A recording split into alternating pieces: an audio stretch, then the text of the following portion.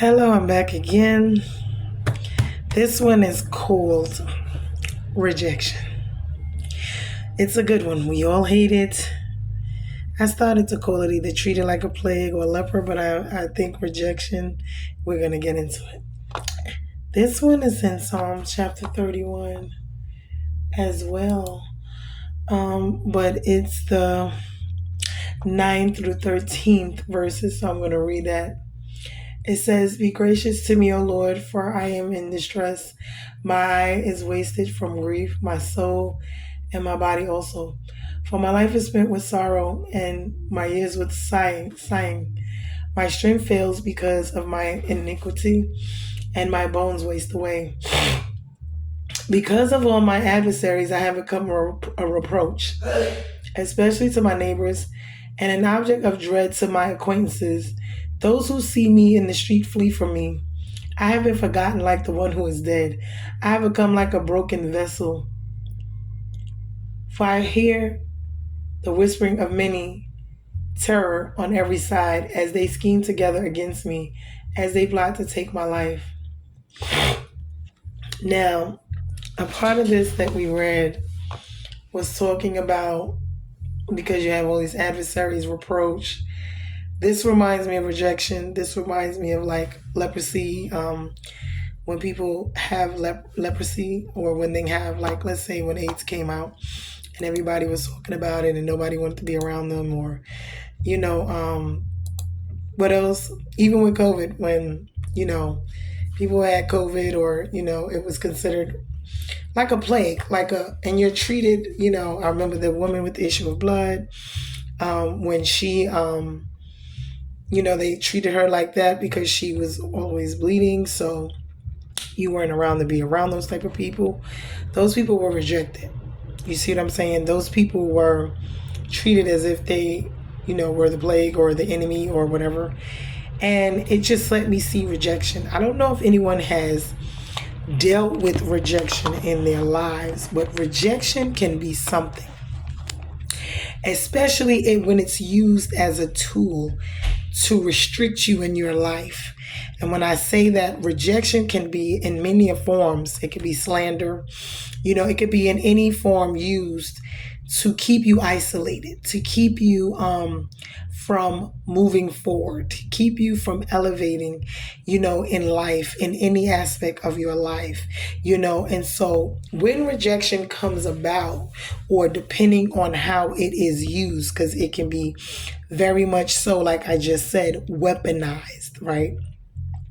Against you, it can cripple you in every aspect of your life. You could be mentally rejected, emotionally rejected, physically rejected, spiritually rejected, financially rejected, by any and everyone. You see what I'm saying? Whether it's your job, whether it's your family, whether it's your friends, whether it's I'm trying to think, your children, your spouse, whatever. I want to read real quickly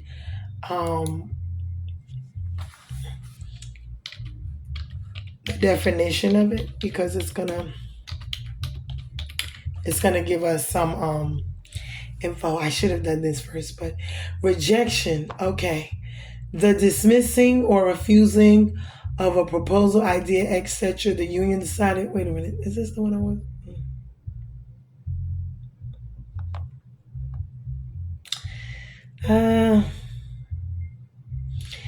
Let me try to look for a different one.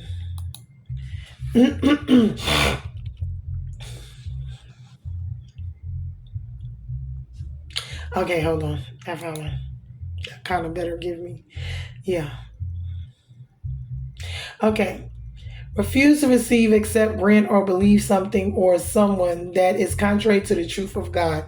That's what it says on that one. Now, this, but that lets you know a brief description of it. So it means to refuse to receive, meaning you don't receive it, you don't accept it, you don't grant it or believe it. You don't believe the truth, whatever it is, rejection. This is what this means.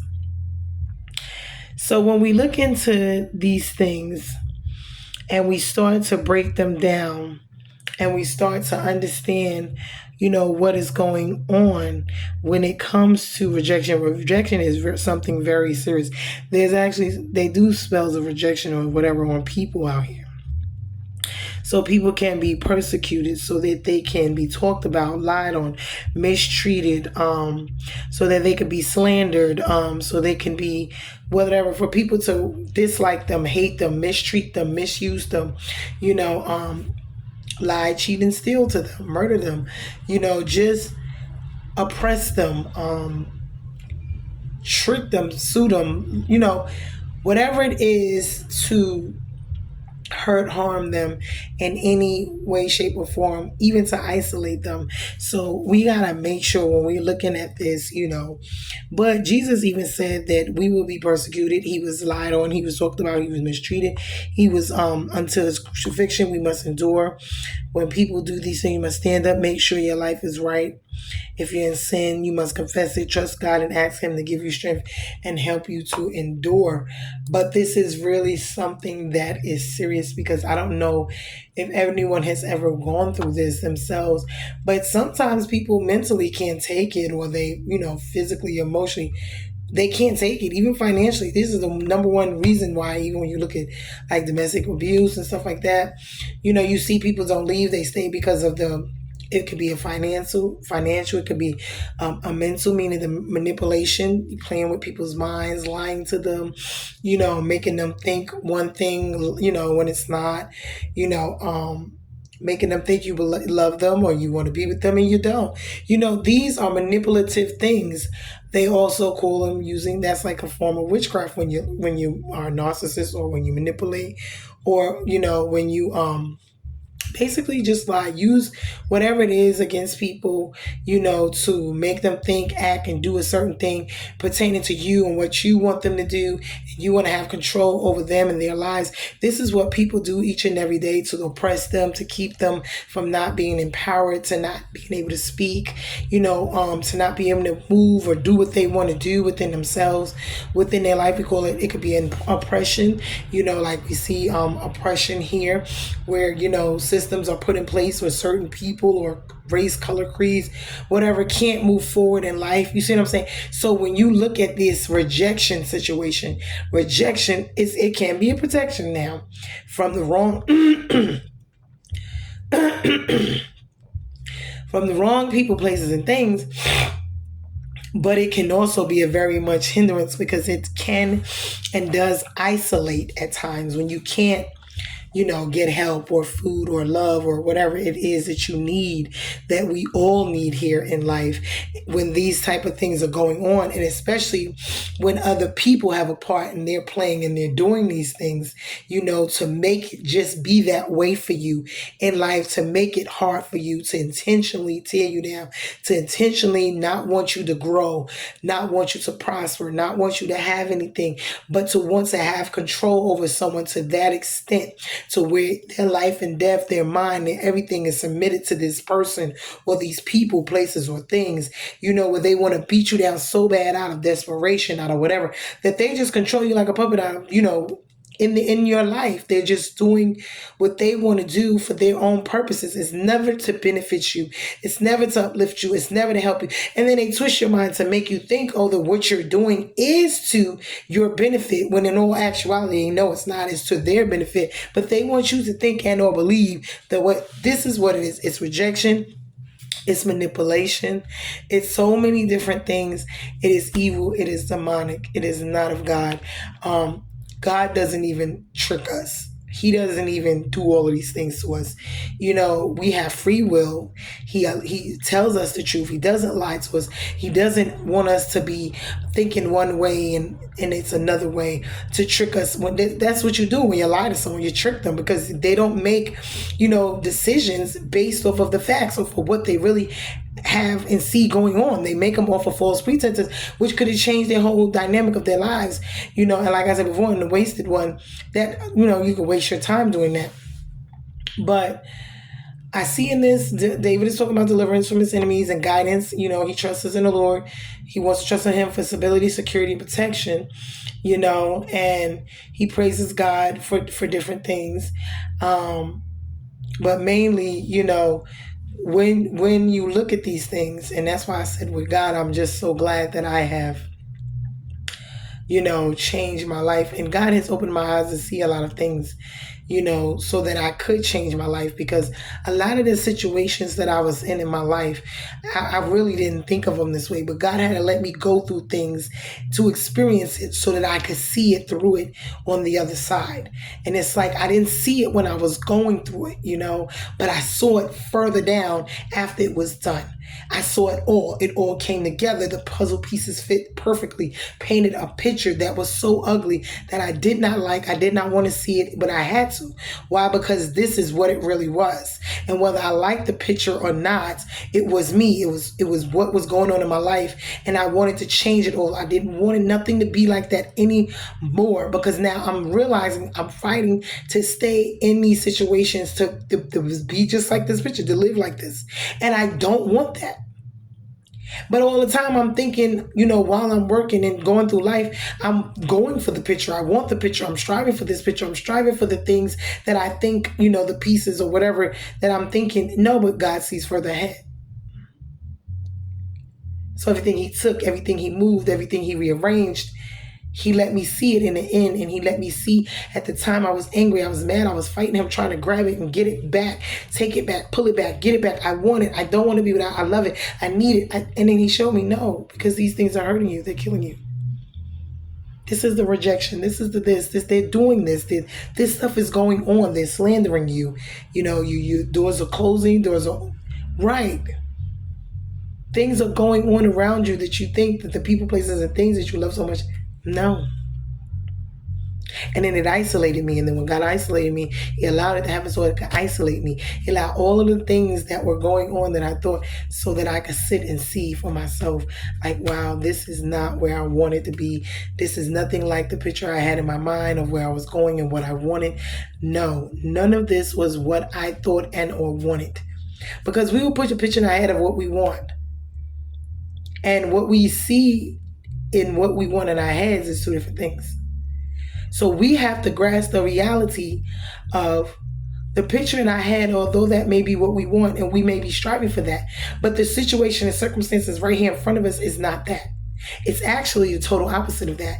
And it's actually pushing us towards the opposite of what we want. Of the picture in our head. So rejection can be protection, but it can also be a blessing. And it could be a blessing and a lesson, and it could also be, a form of torture or punishment or whatever it is you want, or isolation. It can be a form of those things at times for people as well, because it could be one of the main things when you want love, when you want, these different things, and it's the one thing that you're not getting, and it's intentional that you're not getting it, because certain people, places, and things are doing it purposely so that you do not get it, so that you do not have it, so that you are without. They want you to be destitute. They want you to be homeless, hungry, without anything, your mind gone, your mental stability off hinge, your emotional stability off hinge, your physical off hinge, your financial off hinge, as well as your spiritual off hinge, meaning not working properly. Issues in all of those areas. And some people live to do that. Those are the evil, wicked people. They are evilless. Satan lives in them each and every day. They don't even know they're operating. And if they sit around and they're plotting rejection on you, plotting to lie on you, plotting to do harm to you, your family, your friends, just because they want to, because they don't like you, you've done nothing to them, or maybe you did, you had an argument, a situation, but to do these type of things, and regardless, in spite of, is just, don't you think that's a lot? That's just a lot. Don't you think that's, you're going a little extra with that? See, people don't realize that when something's minor happens and they want to do this extra stuff, it's like, but that was a lot. Yeah, that happened. But Dad, you had to do all of that for that? But see, in their mind, it's nothing. This is where they are. This is what they want. This is who they are. And they don't even realize what they're doing. Like, it's so extra. Because you didn't have to do all of that for that. That little minute thing, you really went overboard like that? Why would you do that? It wasn't even that serious. You could have walked away. You could have left it alone. You could have just went on ahead and live your life. I always tell people, a bone is just a bone until two people get together and decide the other one is not going to have it. You see what I'm saying? So it's not about the bone. The bone is still just a bone, but it's the other one dog and the other dog decided that the dog, they're not going to have it. And that makes the value of the bone worth more. When in actuality, it's just a bone. It's not that important. You two made it that important in your minds because you magnified it, and the devil loves that. He loves to let you magnify small situations and make them big. Oh, I have gone through them. Oh, wow. When you love someone and it's so minute, or you think you do, and then he magnifies it. Oh, or you did something wrong and it was really small, but then he magnifies it, blows it out of proportion. Like, this is what goes on, like, in our everyday lives. And I'm like, Lord, you are just so teaching me so much. I'm just starting to look at things in life from a different lens. Totally. It's like, and I'm loving it because I really need to, because it's like I need to get out of the little pit or the situations that I'm in. My life need to be cleaned up a lot inside and out, like as far as my heart, my mind, my soul, my spirit, my mind, my mental, my emotional, my physical, my financial, my spiritual, in every aspect, with my friends, with my family, with everything. It just need to be changed. It need to be cleansed. It need to be different. And so I'm going through this transition, as you would call it, the cleansing, the refining, burning of the dross, the diamonds go through the most pressure to come out, to be on the other end. And it's like to purify, and it's needed, so we have to really look inside ourselves. But rejection can be a real weapon. It can be a real, tool to really disrupt people's life, and people do not understand, how powerful that can be, whether it's in a good way or a bad way. And we have to look at these things because everyone doesn't live life the same. Everyone is not, as strong as others. They don't take things the same way. And, some people, it would get to a point where they would commit suicide, or they would do this, or that they would do that. But these people don't even think about that. When these things are going on, they don't care. Just what they want. They're so selfish. They're so wanting to control somebody. You can't even control yourself, but you want to have the authority and have say so, and want to tell people, and like you're over the Lord or God in their lives, over them, what to do, how to act, and you want them to do it, and you want them to do it your way. And if it's not your way, it's not good, and they don't want no parts. Like, really? Who made you God in my life? If I don't walk, talk, act, think the way you want me to, I'm supposed to do everything that you tell me to do. Who made you God in my life? You got to be careful. We got to be careful that we do not make people gods in our lives. We do not idolize and worship people and allow them to have that much control and use us like puppets on a string, where they're pulling all the strings and we're just doing what they want us to do. We have to be very careful. We have no mind, no brain of our own. God gave us that. And he didn't tell us to be doing that with anybody, any person, place, or thing. Nothing but him. But you got some out there. You got them out there where they don't feel like you look the part, you act the part, you should be blessed, you should have anything. In their eyes, you should be nothing. You should be at the bottom of the totem pole unless you benefit them in their lives. Unless they have control and say so in every form of fashion in your life that benefits them, then you just here like who are you? God didn't birth me for me to be here to please you and live my life to idolize and worship you and do what you tell me to do. That's not what I was put here for. But then the audacity of them to actually think like that and think that that's the way they're supposed to be. And a lot of them don't even realize it. And then if you mention it or say something to them, then it'll be a problem. How? How dare you sit here and just think you're going to plan my whole life out for me the way you want it to be, because to your standards or whatever it is you think I'm like, really? People think you're supposed to walk, talk, think, look a certain way. I don't know why. Do everything according to them and their standards of you. And, if you're not in their standard book, because in their standards, you might be down here. You see what I'm saying? And it's like, okay, but why am I living by your standards? Who made you the rule book of the standard system? So just because I'm not what you think I should be, I'm no less than no. You're not the author of the standard book. You're not the one that does the guidelines. Whoever controls the guideline. But see, God controls my guidelines. So as long as He says I'm good enough, and whether I look the part, whether I don't, whatever it is, I'm not asking man to approve me or disapprove me. I have no issues, and no, I'm not seeking their approval or not seeking their approval. I'm just living my life. I don't care either way. Don't you don't get in my way and try to stop me from doing what I'm supposed to do here on earth. That's it. I'm here for God. I'm here to do what and that's it. You ain't gotta help me. Just don't hinder me and don't get in my way. I'm not stopping nobody from living their lives, no matter if I agree with it or don't agree, if I like it, if I don't. I don't get in people's way. I don't stop them. I don't try to control them, force them, make them. Don't. I let people do what they do because God gives us all free will. So if God allows you to do what you want to do, no matter if it's good or bad, He allows you to do it and make your own decisions and do your own thing. Who am I to tell you what to do or what not to do? I might can have an opinion. I can, but as far as what, I don't answer for what you do.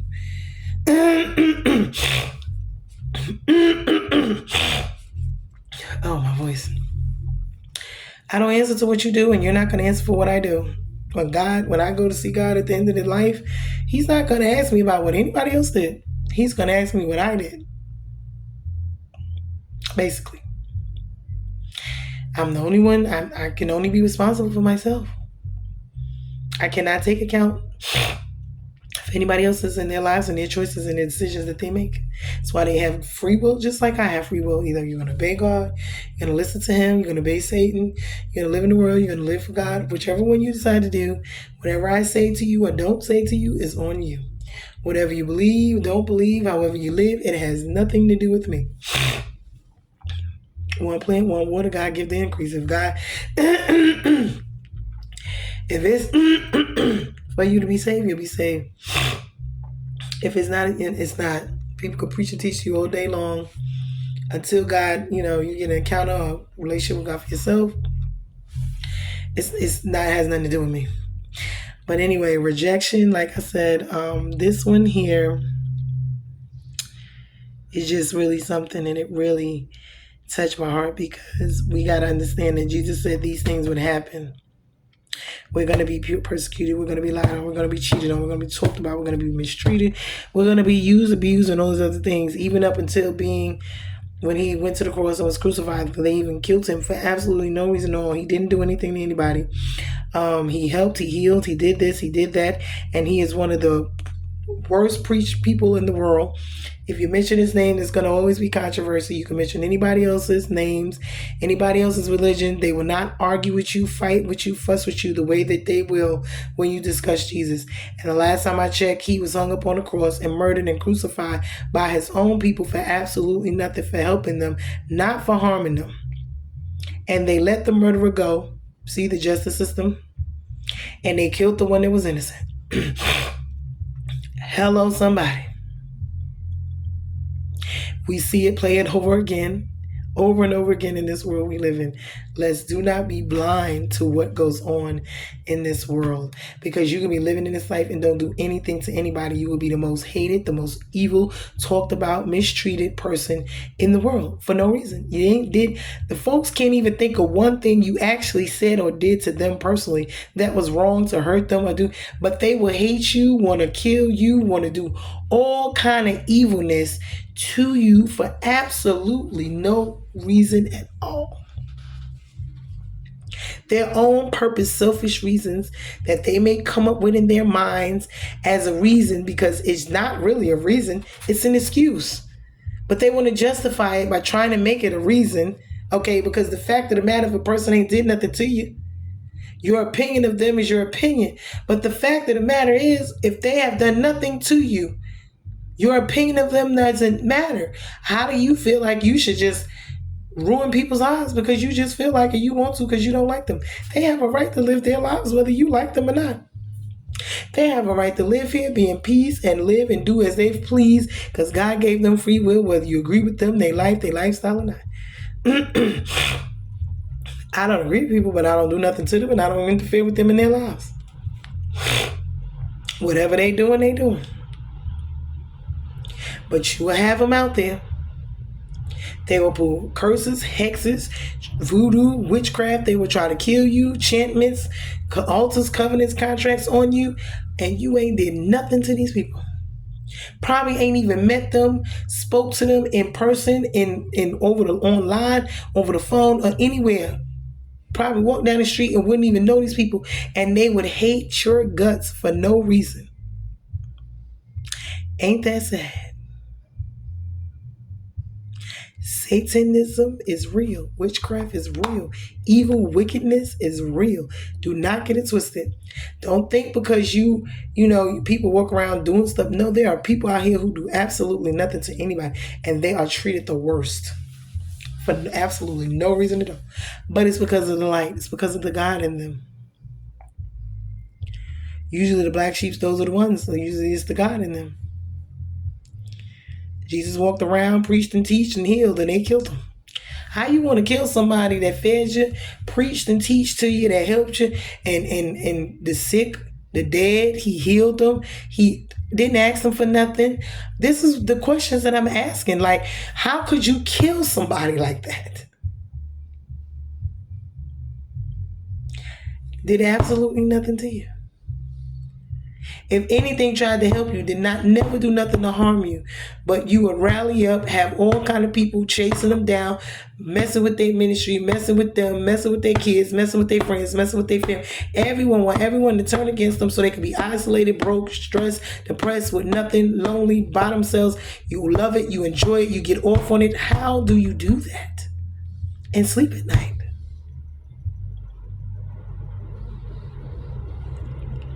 For no reason.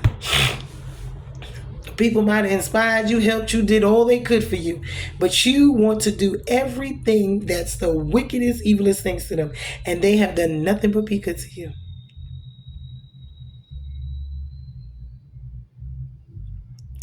Like I said, I hope these messages are resonating, because when you sit down, I sit down and I think about something somebody else said to them, or something somebody else told them about me, but you never even had an encounter with me, but you hate me off someone else said it. I ain't never met you, seen you, did nothing to you, but you got a whole issue, a whole problem with me that I know absolutely nothing about. I'm over here living my life and minding my business. I have no earthly idea as to what the issue you have with me is. But whether I know it or not, do you even know it? Is it an excuse? Is it a reason? Are you just making stuff up because you just don't like me? And if you don't, you are entitled to do so. But to actually interfere with my life or whatever it is I'm doing, you have no right to do that. I have a right to live my life like everybody else, whether you like me or you don't. Whether you agree with me, agree with what I say, what I do, how I look, it does not matter. That is not for you to decide. It's sad, people. I don't get it. I don't understand. People try to throw you in the box, put you in the box, and put you where they want you to be, give you what they want you to have, and want you to be satisfied with that, and you're not supposed to come out and live your life. No. I don't live my life according to you guys and your rules and regulations. I don't live according. No, I do not. I'm sorry. I just don't. I wasn't put here to do that. I wasn't born for that. God didn't tell me to come here and just live my life for everybody and make them happy and everything while I sit here and be miserable, because I can't live my life for me if I'm living it for everyone else, right? But what I want and need and doesn't matter. That be the kicker too with everybody. What you want, how you want to live your life doesn't matter. It's your life, but you can't do it unless it's what they say. How dare you? Like, really? But then you would never want me to say or do that to you.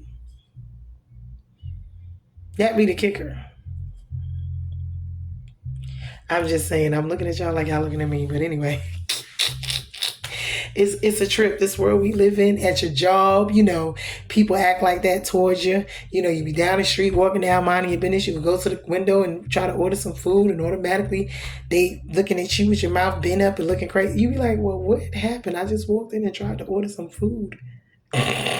I am gonna pay my money for it. Like, Dad, you got a whole issue, attitude, problem with me for absolutely nothing. Why is that?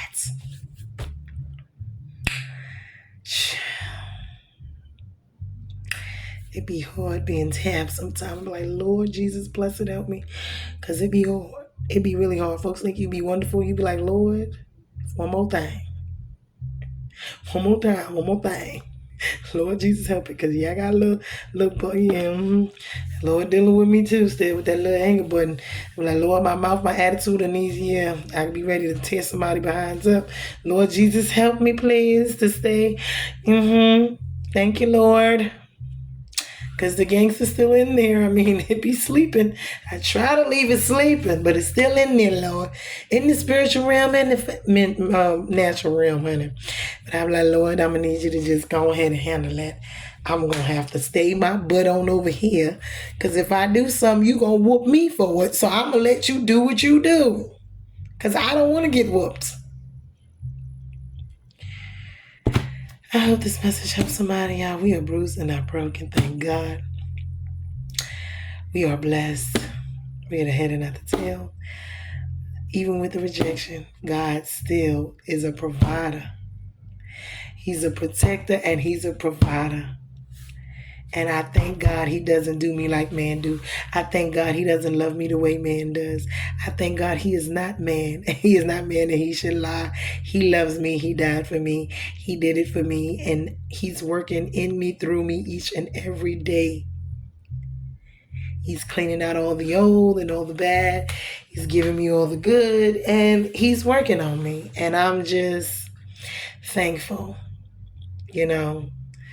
But anyway, we're bruising, not broken. Be blessed, guys. I still got a couple more to do. I work tomorrow, so shoot. But anyway, yeah, back to the plantation tomorrow, y'all. So I'm going to get everything out I can. That's why I be behind at times. I be tired. But anyway, love you guys. Later.